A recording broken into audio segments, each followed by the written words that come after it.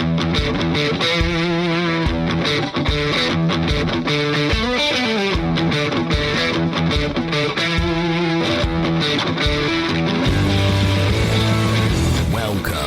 to the Fantasy Footballers DFS Podcast with your hosts, Kyle Borganoni and Matthew Betz.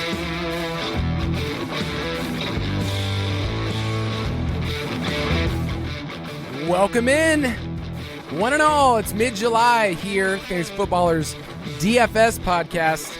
I'm your host, Kyle Borganoni, and joined, as always, by Matthew, my co-tweet buddy Betz. Dude, yes, that is brand new as of this week. That was kind of fun, huh? Putting out a co-tweet. Betz and Borg out there on socials, so if you're not following us, you should be. But yeah, I'm not sure what to think about the co-tweets. I think people, they see the two, avatars and they get thrown off right away. So that's at least adds some excitement to your Twitter experience. So what are your thoughts on the co-tweets, Kyle? We're not trying to farm engagement here. You and I aren't, but it was cool. I feel like it took our friendship to another level to be in that big of an agreement. I mean, there's certain people in your life that you need to be lockstep in, like my wife, my kids, and then it's your co-host. I mean, other than that, there's not many friendships and relationships in life that get closer. Nope, that is 100% accurate right there. You hit the nail on the head. And if you're not on Twitter, we put out in the tweet what we're referencing is our consensus priority best ball targets. So get up on Twitter, check it out. Yep. I've also, I've been in the Twitter streets recently in a couple different ways, and then I've also been posting here and there about my my basketball team. I coach a basketball team. You can't bet on this team on any books because they're 5 and 6 year olds. But I need to give a quick shout out, Betz, because this is what I've been up to. I've been Coach Kyle for a while, but the Blue Goo, that's our team. The Blue Goo just came out with a big win, and I'm riding high off of it. Are you out there with a clipboard and a whistle? Or what are we talking here? I've thrown only one chair, but no joke. The coaches are allowed to be on the court at all times in terms of directing players. It's mostly just, hey, that's your guy, go guard him. And we run a real fast-paced offense. It's literally we have the ball for 6 seconds and we run it down the court. Everybody else in the league is slow and methodical. Ours is just go for it, and we just get a lot more possessions that way. Yeah, dude, you're out there. You act like you're out there just helping the kids. Meanwhile, someone comes down the lane, you just swat it or put your foot out, trip the other players. I see what you're up to over there. That's how you get your wins. I mean, I boosted Houston's stats a couple of times, just letting him just take it to the hole. But it is pretty fun. It's the dead of summer, so here in Arizona, it's can't tell the kids to play outside. It's mostly just go inside, let's play some basketball. It's been pretty fun. I think for you and I, best ball, we're going to talk about best ball on this episode from a different angle. We mostly been talking about player takes and strategy. We're going to talk this episode about how best ball and the summer of best ball, those of you that have listened to us, how you can leverage that into your redraft leagues, into dynasty leagues, into DFS. It's not like it's just a separate format. So this summer of best ball, if you could sum it up for you, before a quick question, if you could sum it up for you in just a couple of words, what's it been like for you? Man, there's so many words going through my head because at this point in life has been insane. So what comes to mind at the summer is just craziness, general fatigue, and also excitement, because I feel like when we roll through best ball season, you get to mid-July, and that's when the calendar really feels like it turns to redraft season, and more importantly, DFS season. So I guess that was a long-winded way of saying I'm extremely tired, but I'm also extremely excited about what's ahead. I feel like it's been on this continual rise for people. I know that we're in the midst of it. We might even be in a Twitter bubble right now because the major surge for fantasy football is coming in August. But even for our company, man, I feel like Jason's on a different level where I'm almost worried. I'm worried for him in terms of how much best ball he's been playing and how much it's his second job for him. I know that he does fantasy football for a living, but best ball is what he does in his spare time too. I am so proud and so happy that happened with it being more, legalized in Arizona, and seeing Jason just jump in all the way is awesome. We also got the same experience with Andy last year in DFS, taking down the Millie Maker. Well, not really. He shared it with a ton of people, but split the Millie Maker on Showdown. So good things happening with Underdog and, best ball and that sort of thing for us. It's been super fun. And, you mentioned it's on a continual rise. Like, it is crazy when you go into the lobby on Underdog. Their tournaments are filling up so fast. Like, the puppy lasts, the Superflex one, we did an episode about a little strategy around it. Literally 2 days later, it's full. Like, it changes so much, and I think it speaks to the volume of people that are playing. So it's awesome. I mean, it's great for our show. It's great for our listeners. That also, I think, gives us an edge because it brings in more casual people playing. So you'll get a little bit of a leg up if you've been doing your homework. And I think, the homework, quote unquote, that you've been doing this summer with these best ball drafts and the strategy, like you said, will roll right into August and September for us. For a quick question, I wanted to take what we've talked about all summer and then kind of reverse it. I want to ask you, who are some players you're willing to be wrong on? In other words, you have some low exposure rates. So I went on Underdog and kind of sifted through like, okay, here are the players I've barely drafted. Here's a player in my rankings that are lower. So who are a couple of different guys that we're not saying we hate the player, but we don't love the cost and what it would take for them to actually pay off? Yeah, we talked about this, I think, on last time we did the live draft. So it was 2 episodes ago about Josh Allen at his ADP and what he has to do to return value as his win rate. And historically, the quarterback won in best ball because of where they go in the 2nd, 3rd, or 4th round. This year, the 2-3 turn for Allen, it's just not a good strategy. So I have almost 0 Josh Allen in best ball. That sounds terrible and scary because we know what his ceiling is. That said, I still believe in the Bills' offense, but if you're telling me Josh Allen, I'm taking him in the 2nd or 3rd round, the guys you're passing on there, for me, it's a no-brainer. I'll pass on Josh Allen. You and I both have J.K. Dobbins on our list, and I've leaned into your medical advice, but also just the feel of what's been going on in training camp. There's not a lot of clarity. I don't actually need him where he's being drafted in a lot of rosters, so he's a player that I'm willing to be wrong on because I feel like I can find 2 or 3 other guys in that section. Do you feel the same way? Yeah, for sure. I mean, it's mostly medical in terms of how I project J.K. Dobbins this year. I think he'll get off to a pretty slow start. I took the under on his rushing prop for the season, factoring in some injury issues there. And, you think about how you correlate your exposures, and we're going to talk about this today, but I've been very vocal. I am extremely bullish on Lamar Jackson, possibly setting a career high in rushing this year. If he does that, like, J.K. Dobbins is probably not going to have the ceiling that he may have otherwise. And so, yeah, I think it makes sense. If you're in on Lamar Jackson, J.K. Dobbins probably won't have the same ceiling, especially when it matters most in the fantasy playoffs. Another name you have on here is Travis Etienne. Is it because his ADP has risen so much? Because there was a point early on where I loved getting Etienne as my RB2. I think there's upside in terms of his pass catching ability. But is it just a concern of, okay, he's almost like a 3rd round pick now? Yeah, and in a lot of the drafts that I do, he does go in round 3. And I think, you're talking about only maybe a round or 2 difference. But a couple months ago when he was going in round 5 because people weren't really sure about the injury and what was going to happen, he's a great pick at that point, obviously, in hindsight, because you're getting what I refer to as like closing line value on some of these players. In other words, you're getting them now where their ADP was much later. And if you have exposure to Etienne in round 5, that's great. Like, I wouldn't keep taking more of him personally now that he's up in round 3. And I think that's just a little too rich for me. There's a lot of wide receivers that I like in that range. And so as a result, I feel like I might have kind of missed the boat on Etienne. And if I'm wrong, I'm wrong. But I'm not taking him in round 3 personally. And just hear me out. I had someone the other day, I was in a draft, and I drafted Mark Andrews. And in my article, I talked about, like, hey, he has to do a lot to pay off. Like, I still want exposure to almost every single player because I know that I'm going to be wrong on a lot of these people. So, like, if you're in a draft with one of us or one of your friends, like, it's totally okay to take a player that you haven't always talked up, especially if you have the volume. So at tight end, I think Andrews is expensive. You and I have both talked a lot about some of the later tight ends that we're fine with 3 tight end builds, but Kyle Pitts we both have on our list. And then we both have players, TJ Hawkinson on mine, Dallas Scott on yours, that feel like they're the exact same player going in pretty much the exact same spot. So I think we're lockstep about Pitts. I've removed my Falcons fandom. I hope he's awesome, but really I think he needs 100 receptions because I don't think more than 5 touchdowns is really there. But I want to distinguish Hawkinson and Goddard because I think most people think them as the exact same player. Yeah, truthfully, I kind of do too. And I don't know about you, but in the drafts that I've done recently, Hawkinson specifically always goes after ADP. I think he's falling a little bit, and maybe, in a month he'll be a value. But as it stands right now, I'm with you in terms of these 2 tight ends, just kind of being in like that zone where it just feels like they're a consolation prize, right? Like you're like, okay, I missed out on Andrews, I missed out on Pitts, I missed out on Kittle or Waller.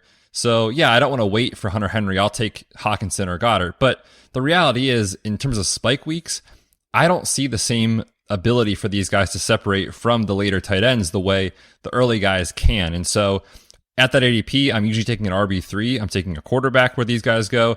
I'm taking my wide receiver 4 or 5. So I just haven't taken a lot of them. And specifically with Goddard, I mean, it's so tough to see him having a ceiling with A.J. Brown there unless they, drastically change their offensive philosophy. And so if you think Jalen Hurts is going to run the football, you would not expect Dallas Goedert to have a great season this year. And if you expect A.J. Brown to come in and be the target hog, again, where does it go for Dallas Goedert? He has to get there in the touchdown department. And I don't really want to bet on that for that type of player. So for me, at those two guys, just not a lot of exposure this year. Yeah, you need fluky touchdown rates for both of them. I think you need 7 or 8, and it's just hard to predict that with Jared Goff. And then, how many passing touchdowns are we predicting for Jalen Hurts? 25, something like that is kind of like a ceiling for me. So I want to finish with wide receivers because there are a ton of them, and I've almost drafted at least one wide receiver on every single team like that is in my exposures. Like I have players that I'm not huge on, like Elijah Moore.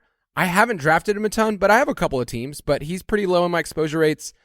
I will say that if you do a search in my Underdog for Amon-Ra St. Brown, he will not show up. Tell me I'm wrong. You're wrong. You haven't taken one share of Amon-Ra St. Brown. No. Okay. I mean, I respect how much you take a stand. I respect that. I think this take is egregious, to be honest with you. And I would like to point you to the fantasyfootballers.com to read why I am bullish on Amon-Ra. And a lot of what I haven't even talked about is just how often these second-year wide receivers who have shown success beat their ADP specifically in the range where Amon-Ra is going and where Elijah Moore is going. So I think it's probably smart to get some exposure. It's okay if you want to be, against me in that take. I respect that, but man, not one share. What if he goes off? What if he is as good as we saw down the stretch? You're going to feel silly. I'll take the L on the Lions if that's possible. I do remember I am pretty bullish on DJ Chark.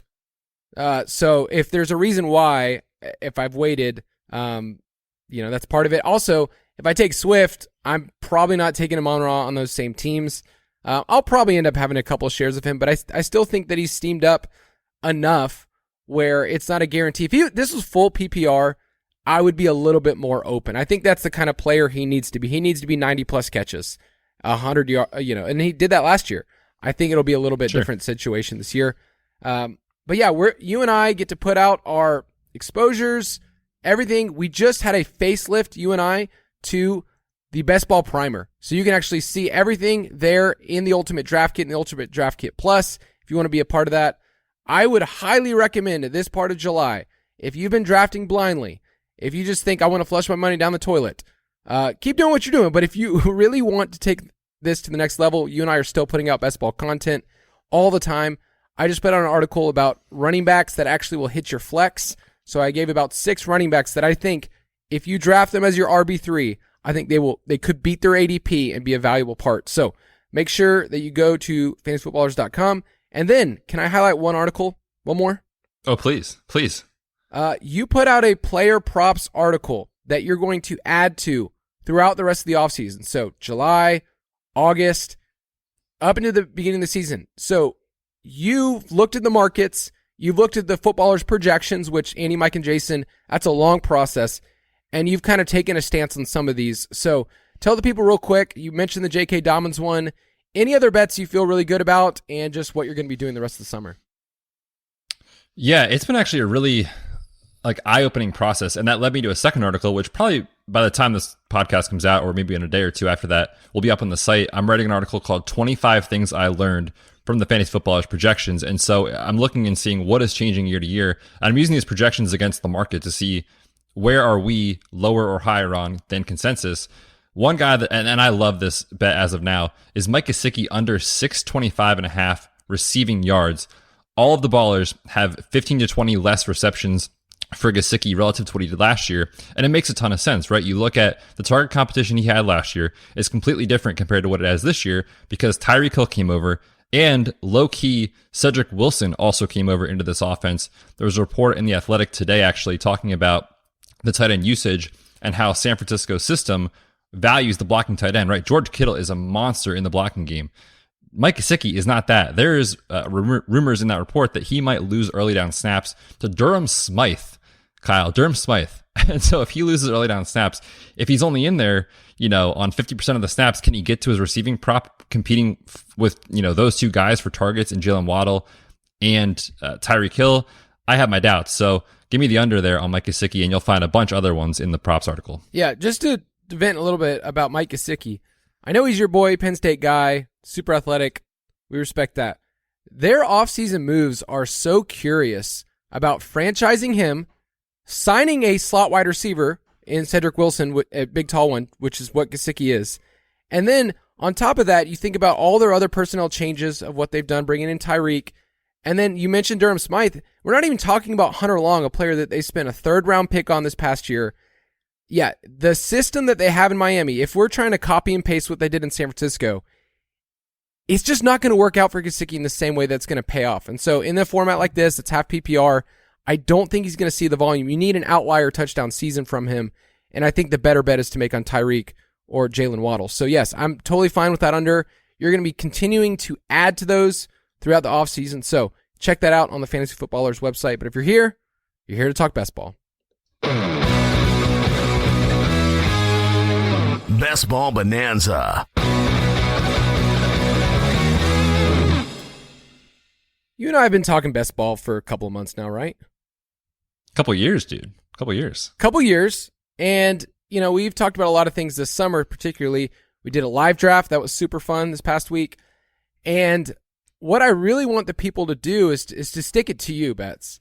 Because I just posted a second ago just a little link on Twitter. Just a little link for people to play best ball with me. And I specifically said, stick it to this man. Don't let him in the room. So I bet that'll fill out before you even get a chance. Do not even think about it.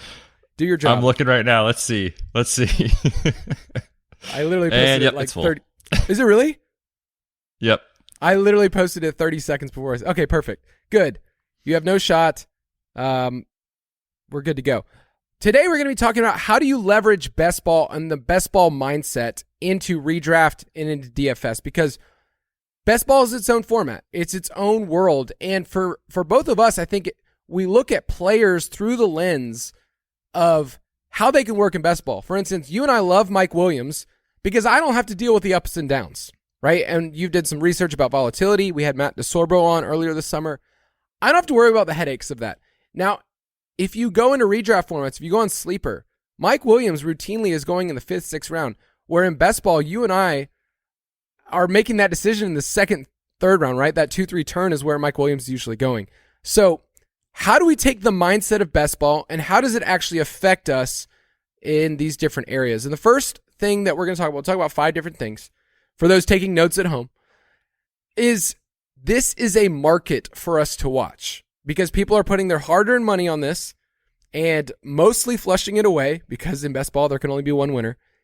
But sharp drafters are the people that are drafting now. And in fact, a lot of people draft early, they wait, and then they jump back in August because there's a lot of more casual people that are playing. And so you get to see the rise and fall of certain players and where their ADP was going. You remember when we were talking about Leonard Fournette and James Conner going in the 5th round in best ball?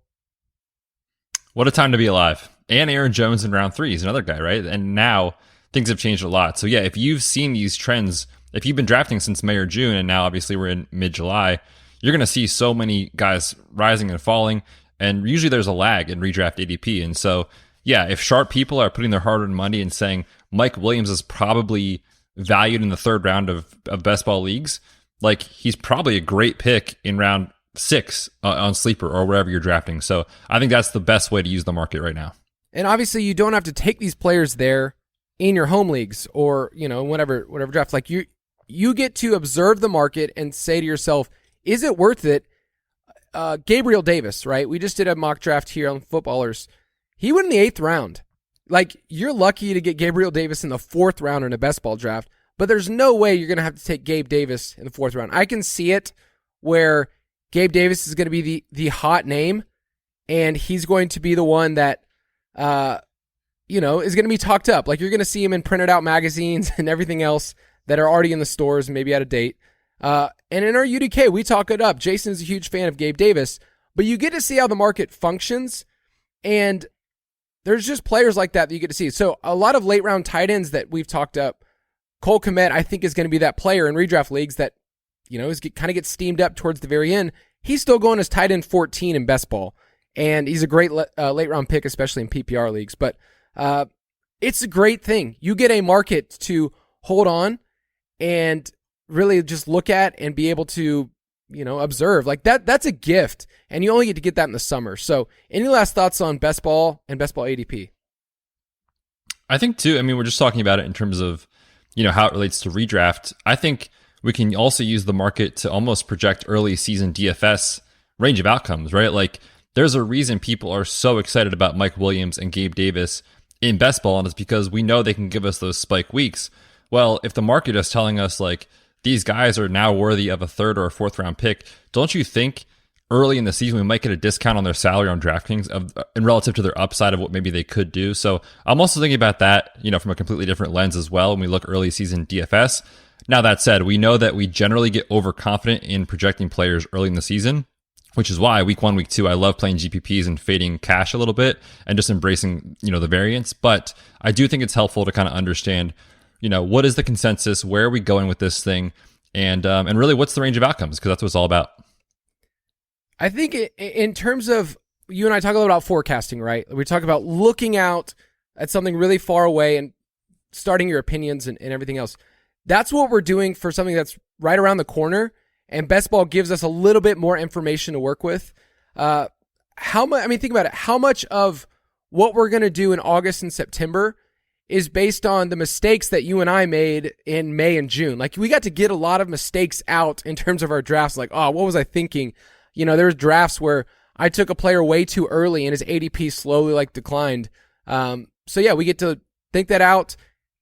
And I like this quote. Can I give you a quote before we get to break? This is a good quote. Oh, I love quotes. Go for it. The most contrarian thing of all is not to oppose the crowd, but to think for yourself. Gandhi didn't say that, but it made it sound like I was setting it up as like a proverb or something. I was going to say, where did that come from? It's Peter Thiel. He's a great author on a number of different topics, the philosophy and other things. But I think a lot of times, fantasy football, we want to be right and see something that no one else saw. But you're also in the midst of a giant market of so many different people. That's the best part about best ball, right? We get all these different people, not just Fantasy Football World or whatever other website, but all these different people combining themselves together. And you get to think for yourself and say, is that a good value or is that a bad value? So before we talk to our next point, let's thank our sponsors.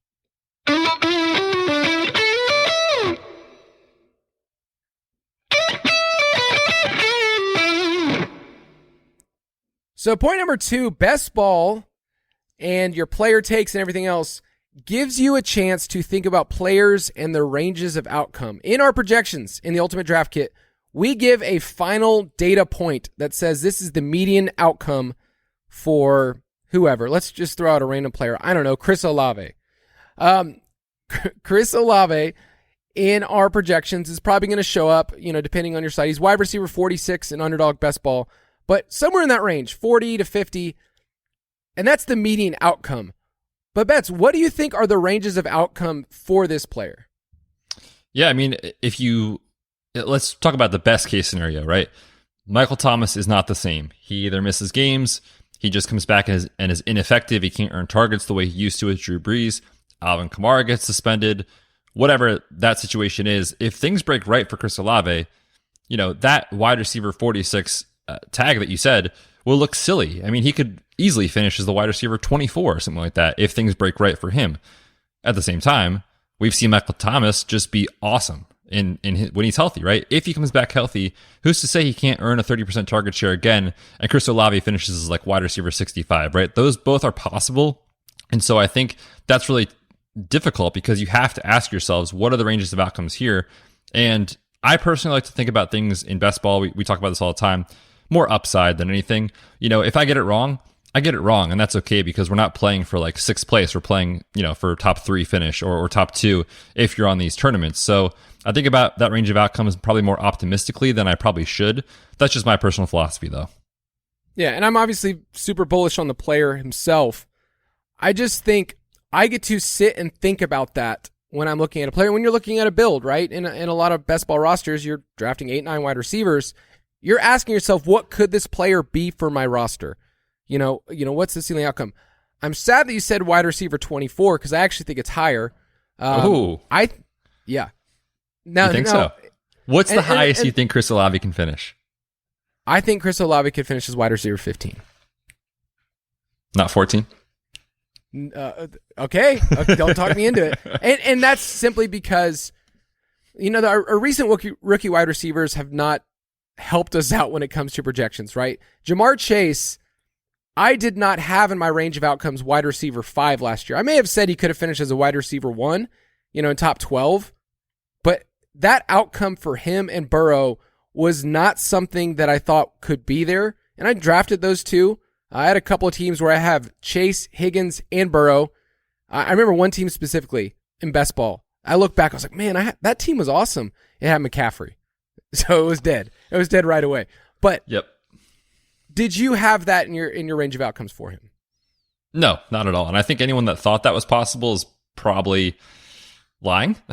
Same thing for Cooper Kupp, right? No one thought that was going to happen last year. And so it's really tough because when you look at these things, we're looking at median projections to kind of give us an idea of what is most likely to happen. Maybe that happens 60% of the time or 70% of the time or whatever it is. But in the 30% time that it doesn't, how good can it be, right? I mean, Jamar Chase is the perfect example. People may have said, yeah, I think he can finish as the wide receiver 15 this year. And he went off and was a huge league winner. And things like that happen year to year. It's tough to identify outliers. And so I find when people think that they can identify the outlier, maybe we should fade that narrative. But this is why you get a portfolio of players, to get exposure to guys that have access to ceiling and make sure that you're not just putting all your eggs in one basket. And I think he's the perfect example of why. Yeah, and going back to Cooper Kupp, I think most people would not say wide receiver 1 was his outcome. I wouldn't say people would say best wide receiver season of all time was his outcome. It was that top 1%. And so when people are drafting him this year as the first wide receiver off the board, they're not exactly saying he's going to repeat. They're saying he has a very, very high chance to finish in the top 5. And you just put out an article called Narrowing the Field to Find This Year's Cooper Kupp. And I loved you going through that process because you looked at these players. Spoiler alert, one of them is just wild, but I liked it because it stayed with the thought process of what could this player do.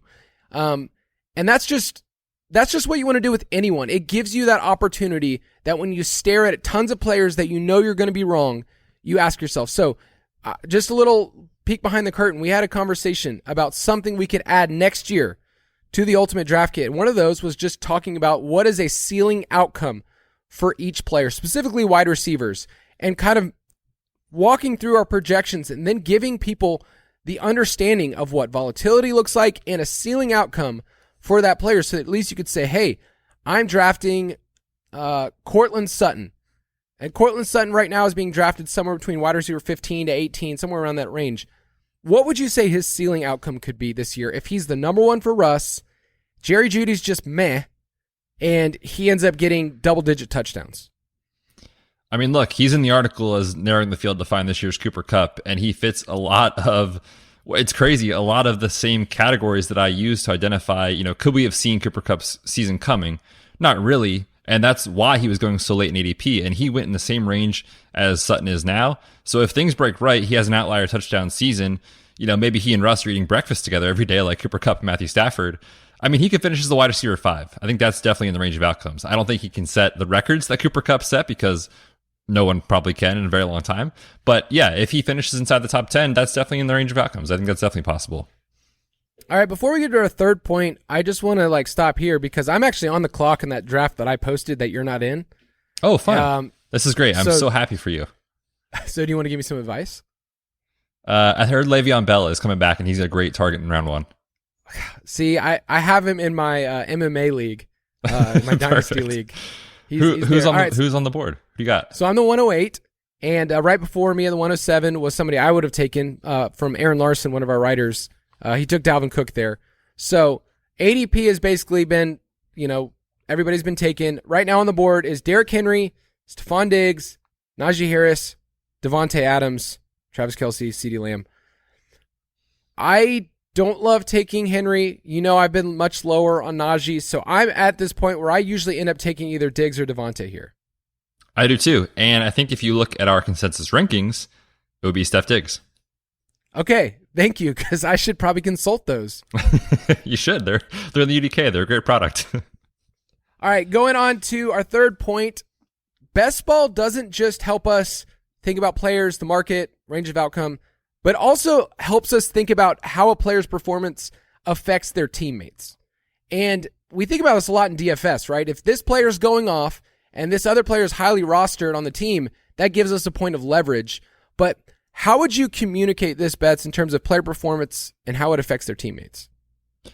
Yeah, I think there's two schools of thought here. And really, what I want to tailor this conversation to is probably more large field tournaments. If you're playing Best Ball Mania, you're playing the puppy, you're on DraftKings, whatever it is, think about how different players reach a ceiling outcome. And one example I'll point to is the Colts, right? So Jonathan Taylor is obviously a top 2 pick in every draft because his ceiling is massive. We saw it last year.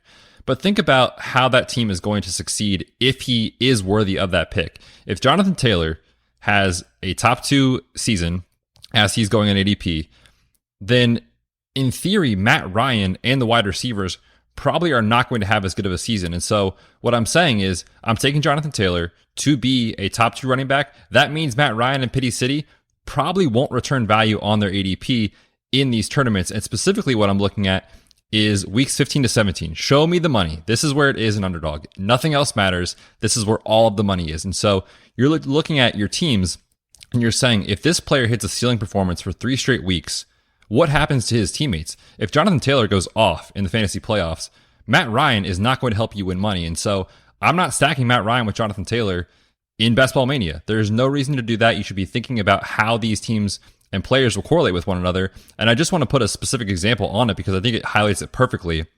Last season, Jonathan Taylor had 8 weeks of 20 plus fantasy points. He was unreal. In those games, Carson Wentz, his quarterback last year, topped 20 points just twice. And so they were negatively correlated most weeks. And specifically in the playoffs, there were weeks where they were just ping-ponging back and forth. Jonathan Taylor was the RB2 in week 15. Carson Wentz, quarterback 28. RB23 in week 16. Carson Wentz had a better week. Quarterback 11. And then again, they flip-flop with RB14 and 24. And so just be thoughtful. Think about how these players reach a ceiling and make sure you're not putting those two pieces together when the puzzle doesn't fit, so to speak. Another example that I think a lot is when we look at situations where there's 2 or 3 wide receivers on a team and we're not quite sure who's the guy. Like Kansas City comes to mind, Green Bay. It's like, okay, who's the one? And you're like, I have conviction it's Lazard. I have conviction it's Juju, but you're leaving open the possibility it could be Sky Moore, Christian Watson, whoever. There's also the possibility that when you have 3 wide receivers, let's take the Bengals guys, Chase, Higgins, Boyd. There's probably a good 15 to 20% chance that at some point one of those 3 wide receivers goes down for, a couple of games, maybe extended time.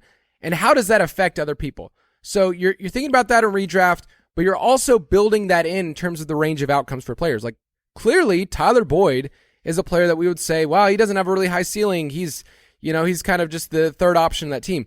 There are games where Tyler Boyd will eat. In the same way, we saw this in the Super Bowl. Who was the one in the Super Bowl for that team? Who was the one? It was T. Higgins. T. Higgins had a great game, but Jamar Chase just missed on a couple of deep bombs. But yes, T. Higgins was awesome.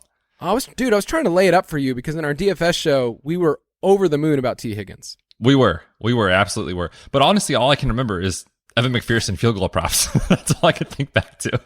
I'm glad that that's what the people think is that I pounded the table for kicking props and they kept hitting. But my point is more saying when you look at players and you look at their outcomes, it's really easy to put them in certain points and say, Jamar Chase is being drafted 5th overall. He's the wide receiver 1 for the Bengals. When there are games where T. Higgins is just going to be the dude. And we love to leverage that in DFS. I think that's just one of the things we get to keep thinking about. And Best Ball allows us to think in terms of contingencies. If I draft this player here and he doesn't hit, here's what's going to happen. So if Cooper Kupp I'm going to give you a contingent. Let's say Cooper Kupp ends up as the wide receiver 10, okay, on the year. He plays the full season, but he only catches like 8 or 9 touchdowns. He's still a good player. He's just not hitting that ceiling outcome. What does that open up for Allen Robinson and some of these other players? Yeah, I mean, if Cooper Kupp has it's all relative, right? A quote-unquote down year. It's so crazy to think what he did last year. If he's a bum and only comes away with 9 touchdowns, like there's paths to Allen Robinson beating ADP, and maybe a couple of those touchdowns go to Van Jefferson or Tyler Higbee or however you want to spin it. But yeah, I think you should be thinking about that. And one strategy I've loved, employing in these best ball drafts when I'm trying to build stacks, especially if there's a wide receiver 1 going super, super early. So Justin Jefferson, Cooper Kupp, Jamar Chase. If something happens to them, whether it's injury, we don't see a suspension coming, whatever it is, and they're not on the field, then both of the wide receivers going after them, the wide receiver 2 and the wide receiver 3 in ADP, will get a massive, massive boost. And you're not speaking to injury in this specific example, but the same theory applies. If that player doesn't produce, the guys behind him on the depth chart, in theory, are. And so if you're playing tournaments, it's a great way to get leverage. Just because you don't have Jamar Chase doesn't mean you can't stack Joe Burrow with T. Higgins and Tyler Boyd. And I also want to throw out, there's usually a third scenario we don't always discuss when it comes to ranges of outcomes. We talked about how players function and their player performance with the team. There's another outcome where it's not just if this person goes down, this person, has an awesome, there's also a chance that just the offense is meh. I think a lot of times we think Jonathan Taylor goes down, Nyheim Hines is going to be awesome. What if the whole offense just doesn't function as well? What if in a receiving core, there's just bad wide receivers across the board and it doesn't work out? There's a possibility this year in Green Bay that nobody can be a separator. You've seen offenses like that where, Allen Robinson's never been a big separator. And there's been times on the field where the Bears just got shut down in the past. This maybe before Mooney could really do his thing last year, but where it was just nobody's going to get open. That was the Falcons last year. The Falcons were, okay, Kyle Pitts is going to be the guy. And there's also a scenario where just he gets double covered. Zacchaeus isn't going to get open. Your boy Tajay Sharp isn't the player he used to be. So I want to give people... What did he used to be? he was... Was he ever good? No, but I did do a deep dynasty dive recently. Alliteration aside, it was wild that he was a 4th, 5th round pick that year as a rookie, and he was the 2nd round. People loved Tajay Sharp that year. Oh, yep. We get things wrong quite a bit. That's the take home there. All right, let's do 2 more points here about why it really matters when we're talking about best ball and how it affects. And this is the point we're about to turn the page for DFS, but it's about understanding correlation. We've talked about week 17 on this podcast and on the main podcast that if you're playing in a massive tournament, like we talk about Best Ball Mania on Underdog, then correlating your players and their matchups matter. Now it's to the point where I look at a player. If I look at San Francisco players, because I'm drafting Trey Lance everywhere, I'm thinking, how can I get Las Vegas players? And I'm just going to be honest, it's really hard to get Las Vegas players in your team. If you don't have Devontae, you don't have Darren Waller, and that person's going to be stacking Derek Carr, and you don't get Hunter Renfrow or Jacobs, it's who is the other Raiders player? My point is, you start to think that way because there's an outcome available for those teams and for those matchups in week 17 that matter. And these are the principles we really care about in DFS. These are the principles that I think people don't quite take advantage of. And not just are they in the same game, but in terms of correlating which players on a team go off the best.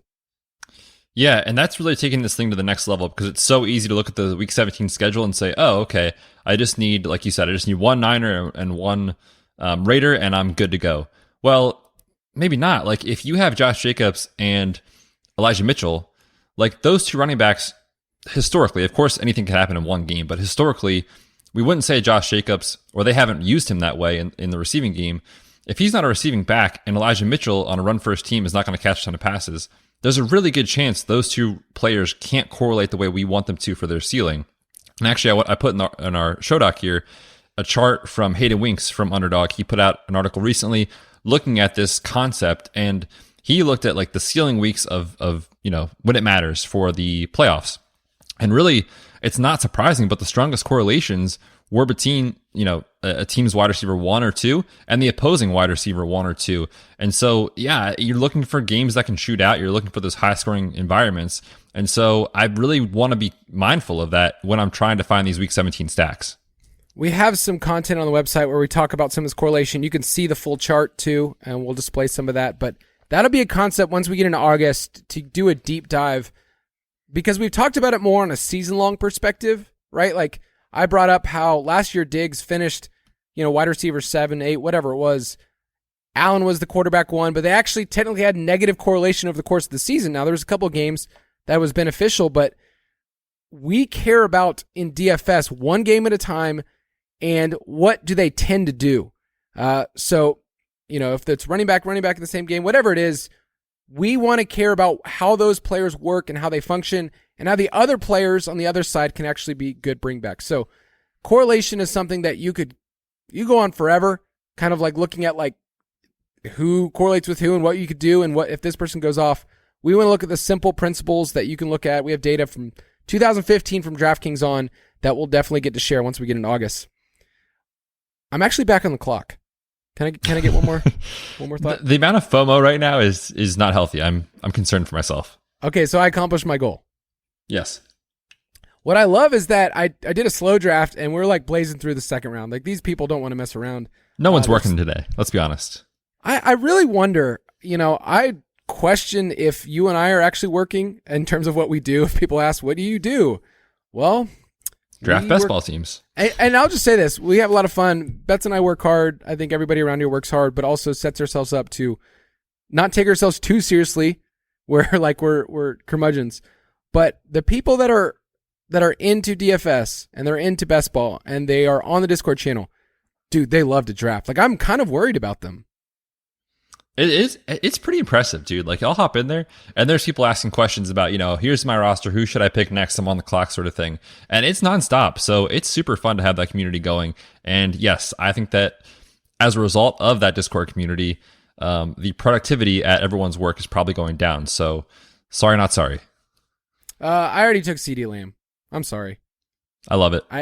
So you started wide receiver. All right. I like that. Yeah. And a reason why I just picked is because your point that you gave is kind of my final point about why best ball in the summer really brings things over. I think it's one of the better community builders that you can get because, yes, everybody wants to be on Twitter. Everyone wants to have their own podcast. Like jumping into best ball with people doesn't just make you sharper in terms of learning ADP, learning tendencies, but it's just plain fun. Like there's so much that I can do with my friends back in Atlanta that I can say, hey, do you want to get in a best ball draft together? And you can do them whatever pace you want. I've found that for our company as a whole, it's kind of bonded people together, and we've done it a number of times. But the people on Discord love it. Love it. Like I wake up every single morning, and whenever I check Discord, I always go, that thing's been popping, and I haven't even been in there for hours. Yeah, I need to hop in there more actually because I need to ask some questions and help answer questions and things like that. It's been great, but you're right, man. It's a super fun community. I mean, even on social media too. Like people are posting their screenshots of their rosters and saying, "Here's what I tried to do with week 17," or "What do you think about this team?" That sort of stuff. It's super fun. We love it. I threw out a question the other day, and I wanted to just get your final thoughts on this before we end the episode, but. You and I are supposed to like come here and sound like really like we know what we're talking about. We do. Spend a lot of time. I still am forming thoughts sometimes where I'm wondering if my roster construction is a little off. And I found that those people in Discord get to sharpen me so much. So I threw out the simple idea of if I have an elite rushing quarterback, if I have Lamar, if I have Kyler, Jalen Hurts, Trey Lance, Justin Fields, like those are the 5 that I think of as like probably not super high volume passers, but they have the rushing upside to finish in the top 5 of the position. Do I just need to skinny stack those people? Because I went back and looked at Lamar, who you and I love and are super bullish on, and I want parts of that offense. But it's so hard to get that Ravens offense. So I asked this question to the Discord user. I said, if you had someone like Lamar, and let's say you don't have Rashad Bateman or Mark Andrews, do you feel like you have to like find a double stack, or is it just like you're totally fine stacking with one other player? I found that if you go back with Lamar, his wide receiver 2s have been Willie Snead. Like he had 2 weeks as like a top 24 receiver. Seth Roberts 1 year, not good. And Bateman last year had like 2 or 3 usable weeks for best ball. So that was something that I threw out there, and I only could feel better about my process from bouncing it off of a bunch of different people. On Twitter, I can get those thoughts, but in Discord, it was a super long discussion. So I want to get your thoughts. Yeah, it's a very selective group of people that can do what you're talking about, which is the rushing quarterbacks that are just next level. And I think Lamar Jackson, truthfully, we'll see about Trey Lance, but I think truthfully, he might be in a tier of his own. Yes. And so honestly, like if I take him in a tournament and I don't get Andrews or Bateman, like sure, you can take a shot on Tylan Wallace or Devin Duvernay or James Prochet in round 18 if you really want to. But like, what if in those 3 weeks, if you get to the playoffs, what if he just goes absolutely bananas for 3 weeks in a row rushing the football and he doesn't bring anyone with him? I mean, that is definitely in the range of outcomes. So I think that even though the vast majority of data shows you should stack your quarterbacks, there are a couple that you either skinny stack, I agree, or truthfully, if it doesn't make sense, maybe just don't even force it. Yeah, I was doing a deep dive on Devin Duvernay, another alliteration there. Oh, dude, you're killing it today with the alliteration. I try. It's looking at players like that and saying, what are they going to do to pay off? And I only found that from just like, I don't know the answer to this. I have some conviction on this. But yeah, I think Lamar can be a difference maker. And let's say you do get to the playoffs with Lamar without Andrews and Bateman. Like, you're going to have a different roster than some other people who are like, I'm stacking this team. And who's to say that one of those players doesn't get hurt or another player doesn't go off? Like, let's say you're the Lamar person with George Kittle. Like, that's going to be a unique team because most people are probably going to have Lamar and Mark Andrews. So you got to think about it from a couple different perspectives, game theory, whatnot. Jump in the Discord.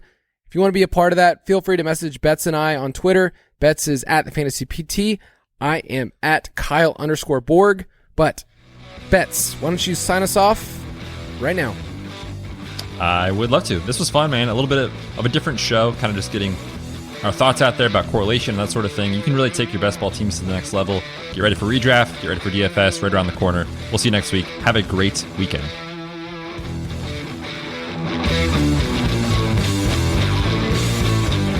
Thank you for listening to another edition of the Fantasy Footballers DFS Podcast. Don't forget to visit us on the web at www.thefantasyfootballers.com.